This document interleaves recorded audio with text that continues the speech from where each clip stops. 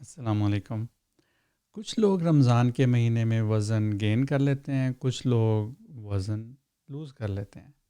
کیا آپ گین کرتے ہیں یا لوز؟ میں آپ کو بتاتا ہوں 5 طریقے جن سے آپ کنسسٹنٹلی اس مہینے میں اپنا وزن لوز کر سکتے ہیں، اور آف کورس اگر آپ اس کو کنٹینیو کریں بعد میں تو یہ پروگرس کنٹینیو رہ سکتی ہے۔ نمبر 1، جو میٹھے ڈرنکس ہیں، ایمپٹی کیلوریز ہیں، اس کے اندر کوئی انرجی اس طرح سے نہیں ہے، ان کو چھوڑ دیں، نکال دیں۔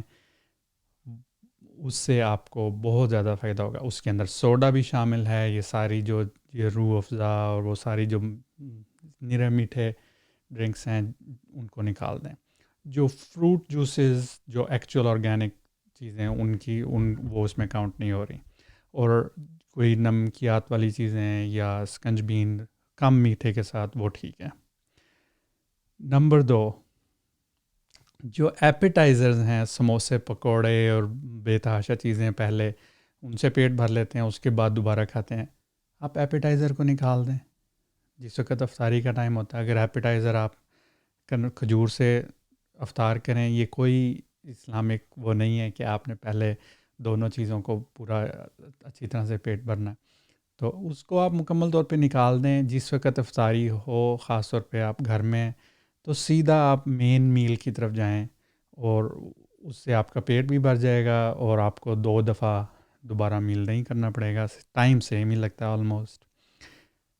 ہمارا صحت کے بارے میں کانسیپٹ غلط ہے کہ جتنا کھاؤ گے اتنے صحت مند ہوگے، اور وہ سارا کچھ جو ایک نسل پہلے، خاص طور پہ جن لوگوں نے اسٹارویشن میں سے گزرے ہوئے ہیں، جو گرینڈ پیرنٹ جنریشن بول رہے ہیں، ان کا ابھی تک یہی کانسیپٹ ہے۔ تو تھوڑا سا آہستہ آہستہ چینج کرنا شروع کریں۔ نئی بیماریاں زیادہ تر زیادہ کھانے سے ہو رہی ہیں، نہ کہ ہم لوگوں کو کھانا نہ ملنے سے ہو رہی ہیں۔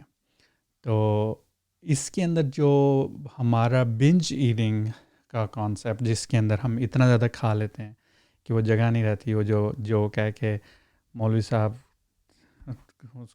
حکیم اس کو چورن دیتا ہے، پیٹ اتنا بھر گیا، کہتا چورن کی جگہ ہوتی تو تھوڑا سا اور نہ کھا لیتے۔ تو یہ بنج ایٹنگ ہے، جس کے اندر آپ کے پاس کھانے کی کوئی گنجائش نہیں ہے، بعض کا چلا نہیں جاتا سیدھے صحیح طرح سے، اتنا زیادہ پیٹ بھر لیتے ہیں۔ تو وہ اس طرح سے مت بھریں، تھوڑی سی گنجائش رکھیں۔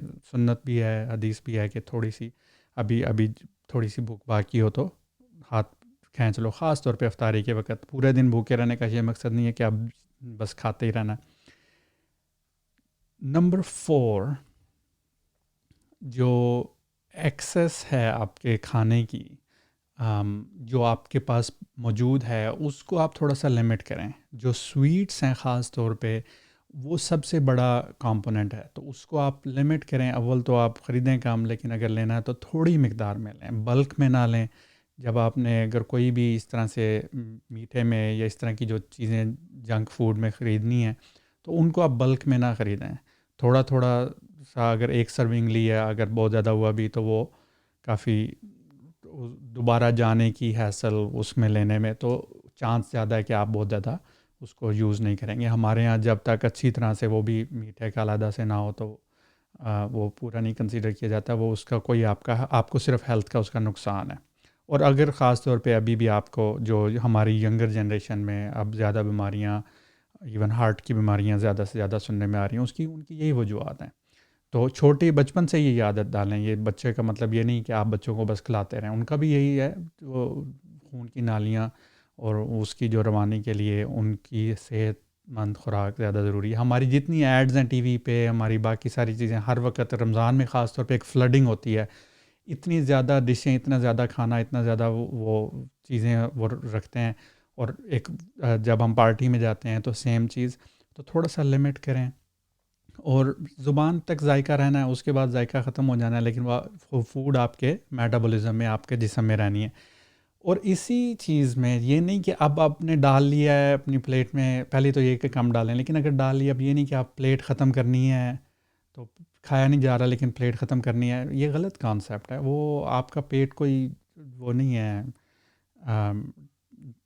ٹریش کین نہیں ہے کہ اس نے اب اس میں بھی پھینکنے کا نقصان ہے۔ ٹھیک ہے، نہیں پھینکنا چاہیے، اس لیے ہمیں فوڈ نہیں ضائع کرنا چاہیے، لیکن اس میں ڈالنے سے کم از کم آپ کی پیٹ میں اور آپ کے جسم میں وہ والی چیزیں نہیں جائیں گی.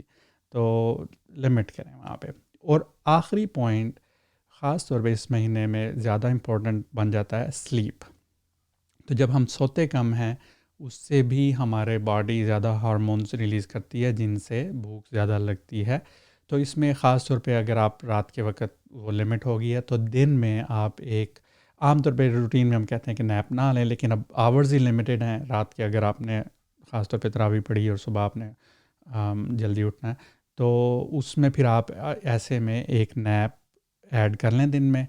نیپ کا رول یہ ہے کہ یا تو آپ 30 منٹ سے کم رکھیں، پاور نیپ جسے بولتے ہیں، اور دوسرا اگر زیادہ کرنی ہے تو 90 منٹ تک کر لیں.